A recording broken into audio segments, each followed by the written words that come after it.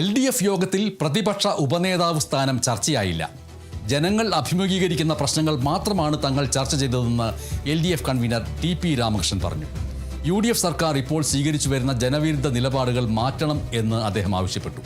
മാറ്റാൻ തയ്യാറായില്ലെങ്കിൽ അടുത്ത മാസം ചേരുന്ന യോഗത്തിൽ തുടർ നിലപാട് സ്വീകരിക്കുമെന്നും TP രാമകൃഷ്ണൻ പറഞ്ഞു. ഇന്നത്തെ ഇടതുപക്ഷ ജനാധിപത്യ മുന്നണി യോഗത്തിൽ ഈ പ്രതിപക്ഷ ഉപനേതൃ സ്ഥാനത്തെ പ്രശ്നിച്ച് ഇവിടെ ചർച്ച നടത്തിയിട്ടില്ല. കേരളത്തിലെ ജനങ്ങൾ അഭിമുഖീകരിക്കുന്ന ഗൗരവമായ ചില പ്രശ്നങ്ങളാണ് ഇടതുപക്ഷ ജനാധിപത്യ മുന്നണി ചർച്ച ചെയ്തത്. UDF ഗവൺമെന്റ് അധികാരമേറ്റ് 3 മാസം പൂർത്തിയാവുകയാണ്.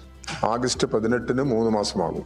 ഈ 3 മാസ കാലയളവിൽ ഗവൺമെന്റ് തുടരുന്ന നടപടികൾ കേരളത്തിലെ ജനങ്ങളുടെ ജീവിതത്തെയാകെ പിറകോട്ടടിപ്പിക്കുന്നതിന് ഇടവരുത്തിയിട്ടുണ്ട്.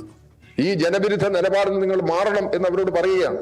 അത് മാറുന്നില്ലെങ്കിൽ നിങ്ങൾ പറഞ്ഞതുപോലെ എന്താണെന്നുള്ളത് നമുക്ക് ആലോചിക്കാം. അത് ഞങ്ങൾ അടുത്ത മാസം യോഗം ചേരുന്നുണ്ട്. ആ യോഗത്തിൽ ഈ സാഹചര്യങ്ങളെല്ലാം പരിശോധിച്ച് തുടർന്ന് എന്ത് നിലപാട് സ്വീകരിക്കണം എന്നുള്ളത് ഞങ്ങൾ പരിശോധിച്ച് തീരുമാനമുണ്ടാകും.